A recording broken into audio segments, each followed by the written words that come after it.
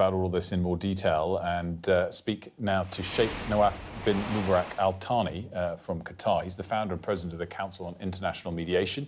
He's the former Qatari defense attaché to the United States during President Trump's first term. Thank you so much for joining us, Mr. Al-Thani. It's really fantastic to have you with us today. I guess my first question, you obviously dealt with President Trump directly on topics that are relevant once again.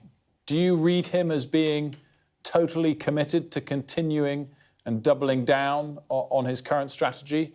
Or might there be some off-ramp or de-escalation that could emerge this week? Good morning, Wilfred. Thank you for having me. What we can see here, what I can see at least personally, is that President Trump is at every stage setting a target that he wants to meet as an off-ramp. The issue being that target seems to be moving, and not understanding what is the end state of this war, let alone the issue of starting the war to begin with, is obviously going to have issues with the markets, with security for us in the region, and obviously globally for the economy. How weak do you think Iran is right now? And could an end be in sight, perhaps closer than the market reaction would suggest, by Israel and the US continuing their current plan of attacks? Well, the question of how weak it is, it's relative, to be honest. Is Iran still attacking the Gulf states? Yes. I mean, just this morning here in Qatar, we were awakened by the sound of the air defenses intercepting another Iranian attack just a few hours ago, and we're still in the morning. The rest of the Gulf states had the same problem, energy facilities being hit and so on and so forth. So that is relative to the security and obviously the price of oil. Whether the Iranians are weaker or not, that does not have an immediate, at least, effect on the situation on the ground today. As no doubt you saw, your Prime Minister told our Yada Hakim overnight that Qatar feels betrayed by Iran because it's been one of the targets of their retaliation. To see your Prime Minister say that publicly, on the record, does it hide real deep anger and a long-lasting change of opinion from Qatar and regional neighbours towards Iran? I think it makes it very clear the disappointment and the sheer shock that Qatar, Oman, and the rest of the Gulf, but specifically Qatar and Oman, because we've tried to help de-escalate, not being part of this current operation, I mean, notwithstanding everything the Iranians have been saying, and then to be attacked, our civilian infrastructure to be attacked. Our airports have been targeted, but thankfully, and but for the grace of God and our armed forces, those attacks have been thwarted.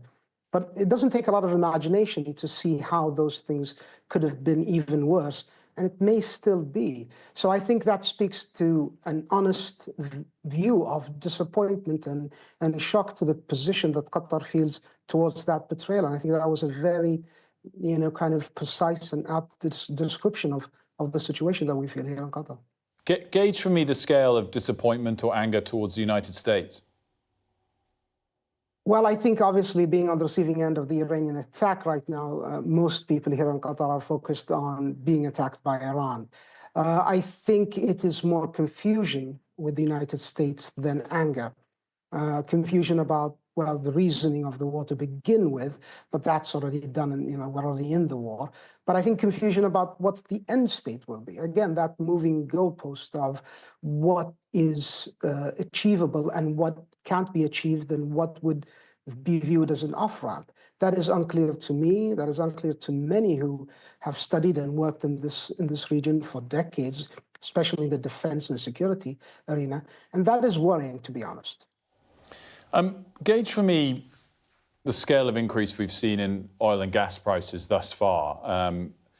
If the scale of conflict we've seen during the first 10 days persists for another 10 days, do you think, in fact, the reaction in energy markets is underpricing the risk as things stand or not?